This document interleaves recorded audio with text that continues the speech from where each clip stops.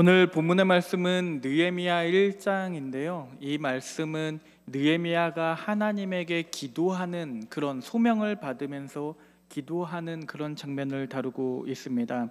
이 느헤미라는 사람의 이름의 뜻이 있는데 이 이름의 뜻은 주께서 위로하셨다라는 의미를 가지고 있습니다. 오늘 우리가 이 느헤미야, 주께서 위로하셨다라는 이름을 가진 이 느헤미야가 하나님에게 기도하는 이 말씀을 통해서 우리가 어려움 가운데 있을 때에도 왜 우리가 소망을 가질 수가 있는지, 그리고 심판의 하나님과 자비의 하나님, 사랑의 하나님은 어떻게 양립하실 수가 있는지 그것에 대해서 살펴보고자 합니다. 우리 옆 사람과 잠깐 인사하겠습니다. 언약을 지키시는 하나님을 믿읍시다.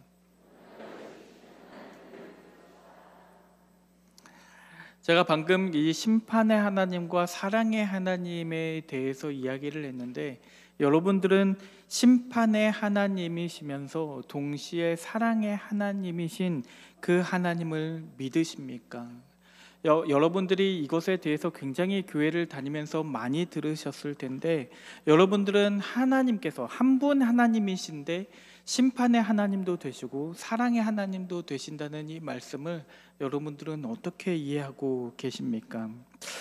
만약에 여러분의 자녀가 그렇게 물어본다고 한번 생각을 해보십시오. 여러분들에게 아빠 아니면 엄마, 내가 그렇게 얘기를 들었어요. 교회에 갔더니 하나님이 우리를 사랑하신대요. 정말로 우리를 사랑한다고 그렇게 말씀하셨어요.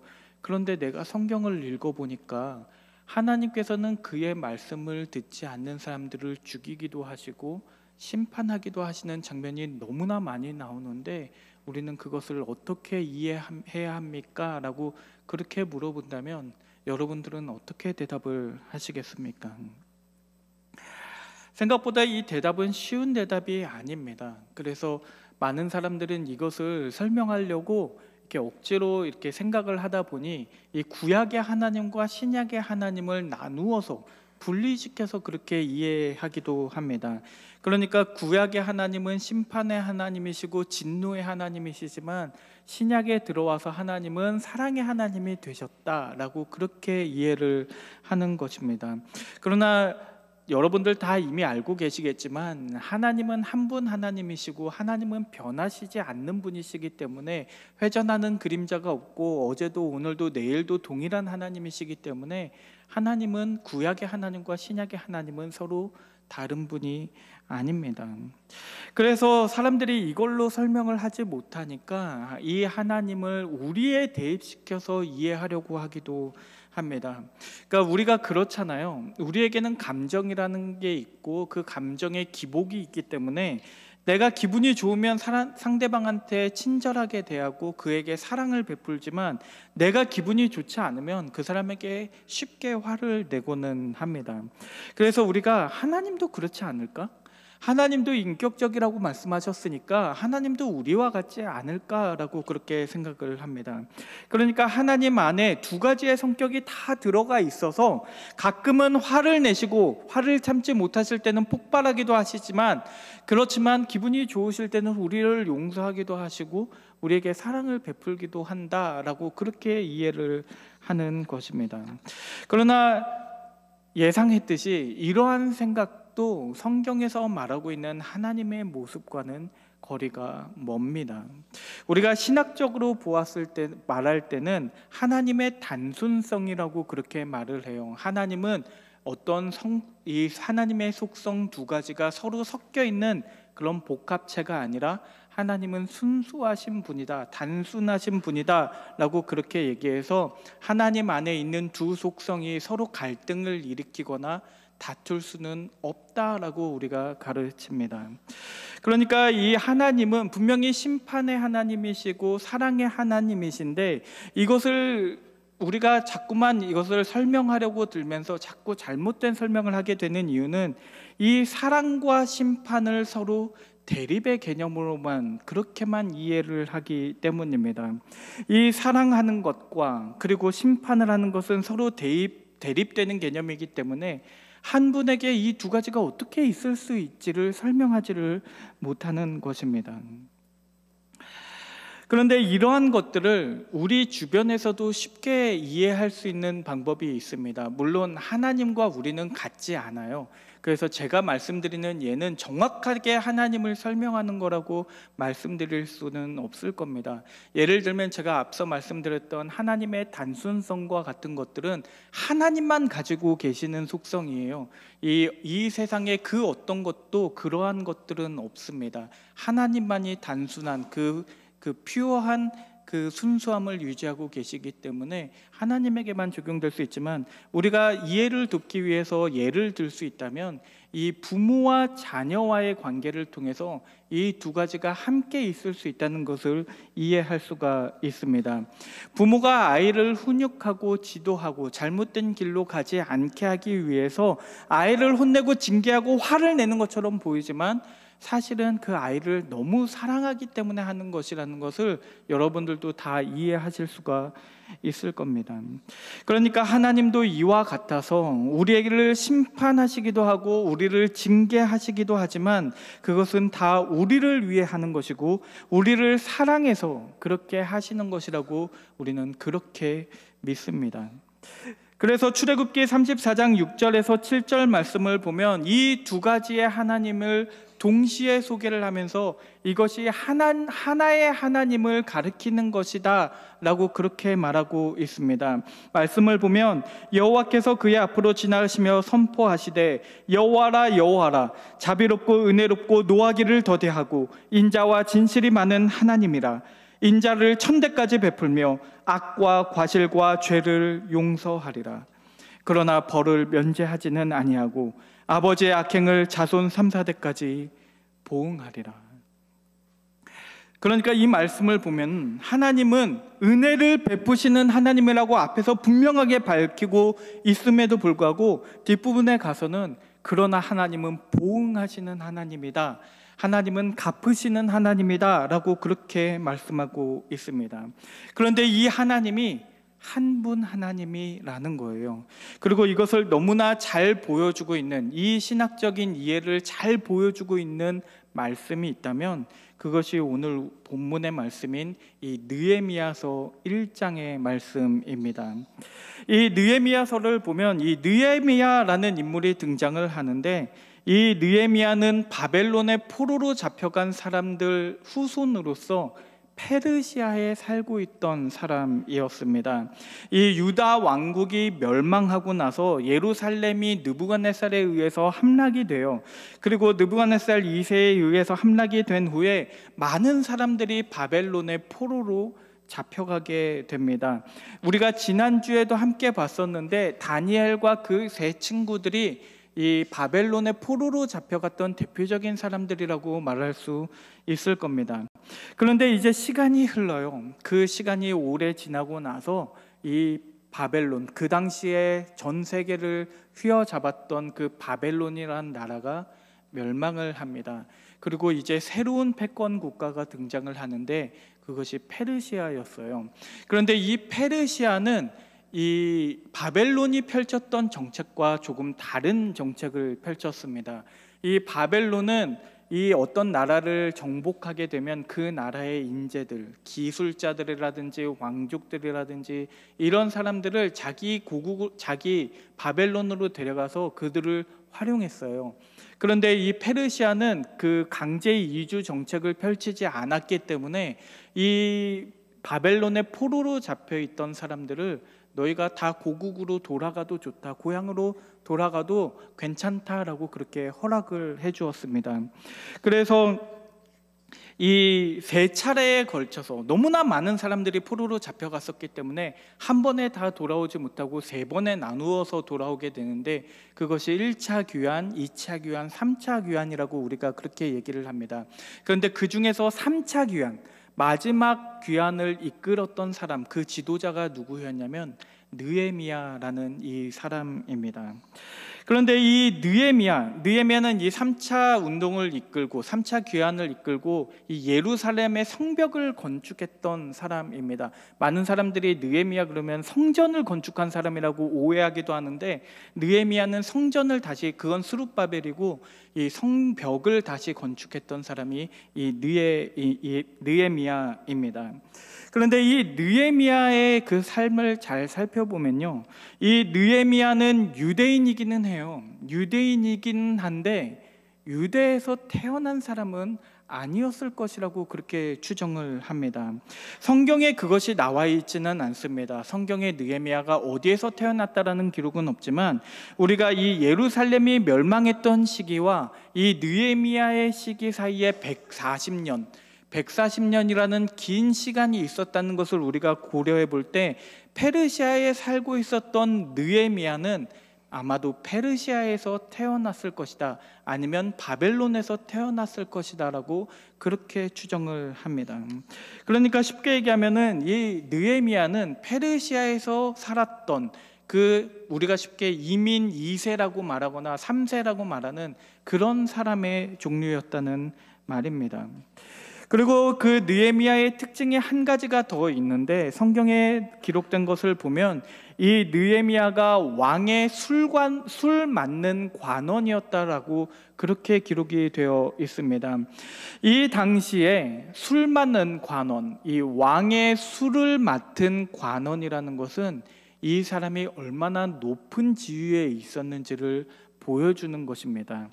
우리가 오늘날에는 잘 이해가 되지 않아요. 오늘날에는 술을 이렇게 준비하는 사람이 뭐 얼마나 대단한 사람이겠어, 그냥 술 갖다 주는 어떤 시종 같은 사람이었겠지라고 그렇게 생각할 수 있지만, 그 당시에는 이 음모가 난무하던 시대였고 암살이 굉장히 빈번하게 일어나던 시대였기 때문에 많은 왕들이 독사를 당해서 죽는 경우가 많았습니다.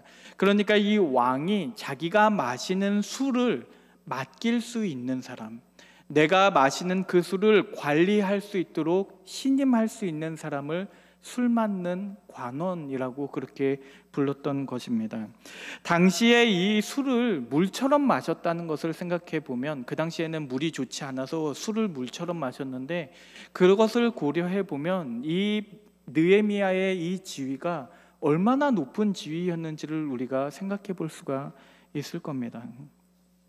그런데 그런 느헤미야가 이 2세처럼 살아가고 있고 굉장히 높은 지위를 가지고 있던 이 느헤미야가 어느 날 자기 형제를 만나요. 동생이었는지 형인지는 모르겠지만 하난이라는 형제를 만나는데, 그 인물을 통해서 유다와 예루살렘에 대한 그 상황을 듣습니다. 이 지금 유다가 환란에 처해 있고, 예루살렘은 성벽이 무너지고 이 성문은 다 불타서 없어졌습니다 라는 그런 이야기를 듣습니다. 성벽이 없어졌고 그 성문이 불타 없어졌다는 말은 언제든지 침략을 당할 수 있었다는 말이에요. 그리고 그 당시의 침략은 그냥 물건만 뺏어가지 않습니다. 그 안에 있던 백성들을 죽이고 가는 일이 빈번했기 때문에 거기에 사는 사람들은 늘 죽음의 위협 앞에 벌벌 떨면서 살아가야 했다는 것을 의미합니다. 그리고 그 소식을 들은 이 느헤미야가 한탄을 하면서 굉장히 슬퍼하는 장면이 나옵니다. 그런데 왜 느헤미야는 이 소식을 듣고 슬퍼했을까요? 그렇지 않습니까? 여러분들이 한번 생각을 해보십시오. 여러분들이 느헤미야라고 한번 생각을 해보세요. 이 느헤미야는 아마 유대 땅에 대한 기억이 없었을 겁니다. 거기에서 태어난 것이 아니었기 때문에 거기에 대한 기억을 가지고 있지 않아요. 그리고 거기에 당연히 기억이 없기 때문에 거기에 대한 그리움을 가지고 있지도 않았을 겁니다. 그리고 이 사람은 이 이방 땅에서 자랐기 때문에 이 페르시아의 문화에 익숙해져 있었을 것이고, 그 문화에서 고위 공직자에까지 올랐기 때문에 그냥 유대 민족이야, 이제 나와는 아무런 상관이 없는 일이고, 그 사람들이 죽건 살건 나하고는 상관이 없고, 나는 그냥 이곳에서 잘 먹고 잘 살면서 그냥 부와 명예를 누리면서 살아갈 수 있었을 것입니다. 그런데도 불구하고 느헤미야는 굉장히 슬퍼하면서 하나님에게 기도를 하기 시작합니다. 왜냐하면 이 느헤미야는 자기와 유대 민족을 분리시켜서 생각하지 않았기 때문입니다. 느헤미야에게 있어서 자기와 유대 민족은 하나의 언약 공동체를 이루고 있었고, 그 언약의 공동체 안에서 그들의 운명은 하나의 운명을 가지고 있는 거나 마찬가지라고 생각을 했습니다. 그것을 너무나 잘 보여주고 있는 말씀이 있는데, 그게 느헤미야 1장 6절의 마지막 부분입니다. 느헤미야 1장 6절의 맨 마지막 뒷부분을 보면 나와 내 아버지의 집이 범죄하여 라고 그렇게 하나님에게 기도를 하고 있습니다. 이 기도를 보면요, 정말 대단한 고백이 아닐 수가 없습니다. 왜냐하면 이 느헤미야가 지금 여기서 뭘 하고 있냐면, 이 유대 민족이 저질렀던 죄와 자기의 죄를 동일시하고 있기 때문입니다. 그런데 잘 생각해 보면요, 느헤미야는 이 유대 민족이 멸망하고 그 성벽이 허물어지고 성문이 불탄 것에 대해서 아무런 직접적인 책임이 없습니다. 느헤미야가 잘못한 게 아니에요. 유대 민족이 잘못해서 그들이 그렇게 된 건데, 느헤미야는 뭐라고 얘기를 하냐면 내가 범죄하여, 나와 내 집이 범죄하여 이렇게 되었습니다 라고 그렇게 기도를 합니다. 왜냐하면 이 느헤미야의 생각 안에서는 이 우리가 하나의 언약 공동체를 이루는 것이기 때문에 그들의 죄는 나의 죄가 되고 그들의 비참함은 나의 비참함과 다를 것이 없다라고 그렇게 생각했기 때문입니다. 그렇기 때문에 이 느헤미야는 그 소식을 듣고 너무나 슬퍼하면서 하나님에게 기도를 해요. 그러면서 하나님을 부르는데, 하나님을 뭐라고 부르는지를 우리가 잘 볼 필요가 있습니다. 왜냐하면 여기에서 느헤미야가 심판의 하나님과 사랑의 하나님을 동시에 부르고 있기 때문입니다. 오늘 우리가 읽었던 본문의 말씀이에요. 느헤미야서 1장 5절의 말씀인데 우리가 다시 한번 같이 읽어보도록 하겠습니다. 시작. 이르되 하늘의 하나님 여호와 크고 두려우신 하나님이여, 주를 사랑하고 주의 계명을 지키는 자에게 언약을 지키시며 긍휼을 베푸시는 주여 간구하나이다. 아멘. 그러니까 이 말씀을 자세히 읽어보면요, 하나의 하나님을 부르고 있어요. 하나의 하나님을 부르고 있는데 앞에서는 뭐라고 말을 하냐면 크고 두려우신 하나님이요 라고 그렇게 합니다.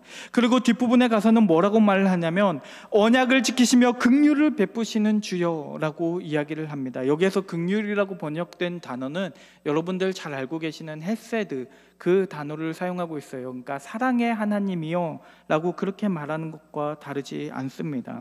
왜냐하면 이 느헤미야에게 있어서 크고 두려운 하나님하고요, 사랑의 하나님은 다른 분이 아니었기 때문이에요.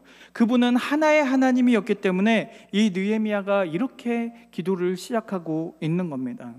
그리고 이 하나님의 두 가지 속성이 하나이라는 것을, 이 두 하나님이 다른 하나님이 아니라 하나의 하나님이라는 것이 느헤미야에게 있어서는 너무나 중요한 것이었습니다. 왜냐하면 이 뒤에 느헤미야가 기도하고 있는 것을 보면 이 기도의 근거가 어디에 근거하고 있냐면 하나님은 한 분 하나님이라는 것에 근거해서, 그래서 그것에 근거해서 자기의 기도를 이어나가고 있기 때문입니다. 바로 다음에 그 기도하는 내용을 보면 느헤미야 1장 7절에서 9절의 말씀입니다. 제가 읽어드리도록 하겠습니다. 주를 향하여 크게 악을 행하여 주께서 주의 종 모세에게 명령하신 계명과 율례와 규례를 지키지 아니하였나이다. 옛적에 주께서 주의 종 모세에게 명령하여 이르시되 만일 너희가 범죄하면 내가 너희를 여러 나라 가운데 흩을 것이요 만일 내게로 돌아와 내 계명을 지켜 행하면 너희 쫓긴 자가 하늘 끝에 있을지라도 내가 거기서부터 그들을 모아 내 이름을 두려고 택한 곳에 돌아오게 하리라 하신 말씀을 이제 청하건대 기억하옵소서라고 그렇게 기도를 합니다.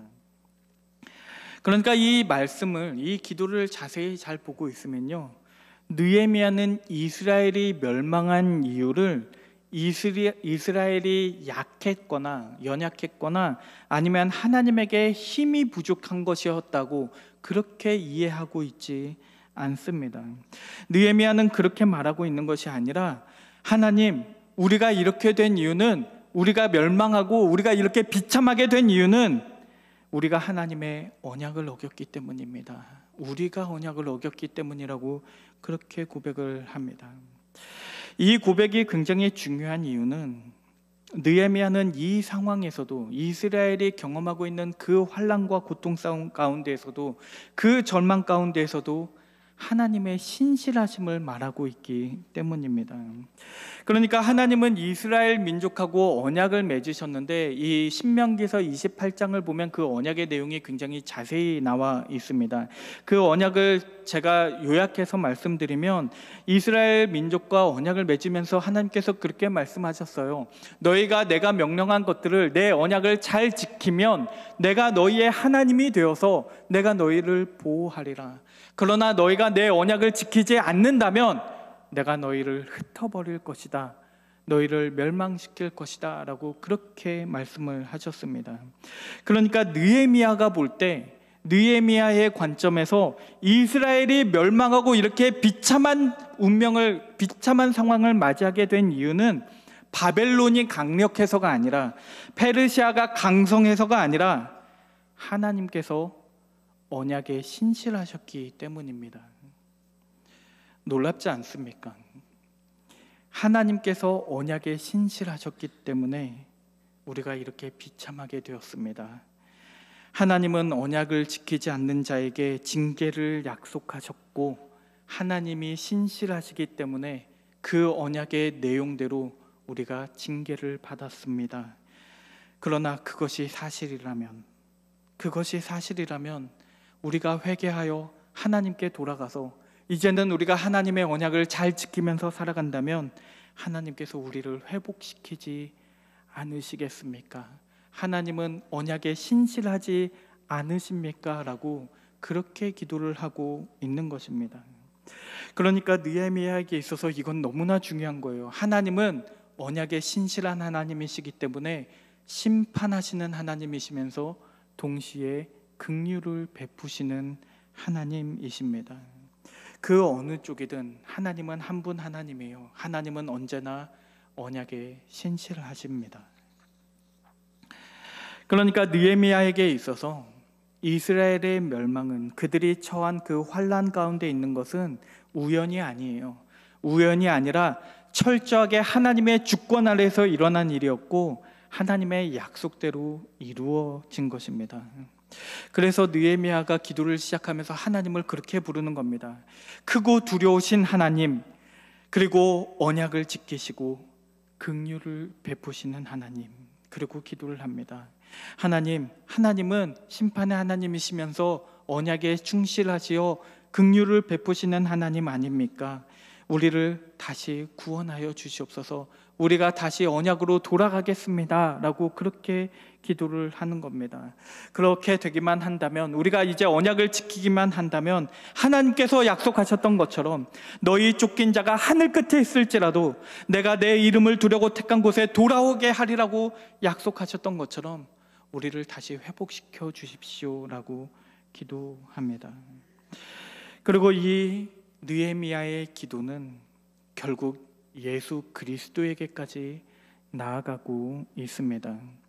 왜냐하면 전에도 제가 말씀드렸던 것처럼 여기에서 내 이름을 두려고 택한 곳이라는 말은 결국에는 성전을 의미하는 것이고, 이 성전은 내 이름을 두려고 택한 자, 예수 그리스도를 의미하는 것이 되기 때문입니다. 그리고 그 예수 그리스도께서는 우리와 새 언약을 세우세요. 새로운 언약을 세우시고, 느헤미야가 그랬던 것처럼 우리의 죄를 자기의 죄처럼 여기시고 우리의 비참함을 자기의 비참함처럼 여기십니다. 그리고 느헤미야가 왕의 술 맡은 관원이라는 그 안락하고 보장된 자리가 있었음에도 불구하고 스스로 언약 공동체로서 이스라엘 백성들과 함께 했던 것처럼 예수 그리스도께서는 하늘 보좌를 버리시고 이 땅 가운데 내려와 우리와 함께 언약을 맺으시고 그 언약 공동체 가운데 함께 거하셨습니다. 그리고 우리에게 아무 조건 없이 은혜로 새 언약을 주시면서 너희가 이 언약에 머물기만 한다면, 너희가 내 안에 머물기만 한다면 너희가 결코 멸망하지 않고 영생을 얻게 될 것이다 라고 그렇게 약속을 하셨습니다. 그리고 주님께서는 그 언약을 맺으신 그 말씀처럼 우리를 보호하실 것이라는 그 약속을 지키시기 위해 십자가 위에 달려 돌아가셨습니다. 왜냐하면 그 십자가야말로 하나님의 공의와 사랑이 서로 다른 것이 아님을, 그 둘이 서로 분리될 수 있는 것이 아니라는 것을 너무나 잘 보여주는 것이었기 때문입니다. 그렇게 십자가 위에서 예수님은 모든 언약을 성취하심으로써, 언약에 신실하심으로써 우리의 성벽이 되어 주셨습니다. 오늘날 여러분들은 그 예수 그리스도라는 그 성벽 안에 머물러 계십니까? 예수 그리스도와 함께 이 새로운 언약 공동체 안에 여러분들은 머물러 계십니까? 오늘날 여러분들에게 문제가 되는 것은 무엇입니까? 여러분들이 환난이라고 느끼는 것들, 하나님께서 나에게 주신 그 어려움이라고 느끼는 것들이 무엇입니까? 사업 실패가 될 수도 있을 것이고, 가족 간의 갈등이 될 수도 있을 거고, 취업과 건강, 이런 내가 해결할 수 없는 수많은 문제들이 그런 우리에게 어려움이 될 수 있을 것입니다. 그러나 여러분들이 하나님의 언약 백성이라는 것을 믿으신다면 그 모든 문제들 가운데 하나님의 신실하심을 볼 수가 있을 것입니다. 모든 문제들이 하나님의 징계라고 말하는 것은 아닙니다. 우리가 당하는 모든 환난과 모든 시련들이 우리가 불순종했기 때문에 그것으로 말미암은 것이라고 말씀드리는 것도 아닙니다. 그러나 분명한 것은, 이 이야기를 통해서 우리가 깨달을 수 있는 것은, 모든 역사가, 모든 사건들이 하나님의 주권 아래에 놓여 있는 것이고 우리는 그의 언약 백성이라는 사실입니다. 그렇다면 우리가 하나님의 언약 백성이고 그 모든 것이 하나님의 주권 아래에 놓인 것이라면, 그렇다면 우리는 그 어떤 환난 가운데에도 하나님의 신실하심을 볼 수 있습니다. 아버지가 아들을 사랑하는 것처럼 하나님은 우리를 사랑하시기 때문에 그 언약 백성들을 결코 버리지 않으시고, 그들이 하늘 끝에 있을지라도 그들을 다 불러 모아서 그 주님의 공동체 아래, 주님의 그 날개 아래 우리를 덮으실 것입니다. 이제 11월이 다 지나갔습니다. 11월이 다 지나가고 이제 곧 12월을 맞이하게 될 텐데, 우리가 한 해를 돌아보면서 나에게 있었던 안 좋았던 일, 내가 생각할 때 나에게 힘들었던 일들이 있었다면 그 일들을 떠올리시면서 그 안에서 하나님의 신실하심을 바라보시게 되기를 바랍니다. 그 모든 일들이, 우리에게 벌어졌던 그 모든 일들이 하나님의 주권 아래에서 이뤄진 일이라면 그것을 역전시킬 수 있는 것도 하나님이시지 않겠습니까? 오늘 느헤미야가 하나님의 신실함에 의지해서 그 모든 상황을 역전시켰던 것처럼 우리가 한 해를 돌아보면서 하나님께 간구하게 되는 그런 새하늘교회 성도님들 되시기를 주의 이름으로 축원합니다. 우리 기도하겠습니다. 사랑의 하나님 아버지, 하나님은 언약에 신실하시고 긍휼을 베푸시는 하나님이심을 믿습니다. 우리가 주님의 말씀을 가볍게 여기고 우리의 언약 공동체를 돌보지 아니하였다면, 나의 상황에만 관심이 있었다면 우리를 용서하여 주시옵소서. 우리가 무너진 성벽을 보면서 절망하지 않게 하여 주시고 그 자리에서 하나님의 신실하심을 볼 수 있는 그러한 지혜를 허락하여 주시옵소서. 감사드리며 예수님의 이름으로 기도드립니다. 아멘.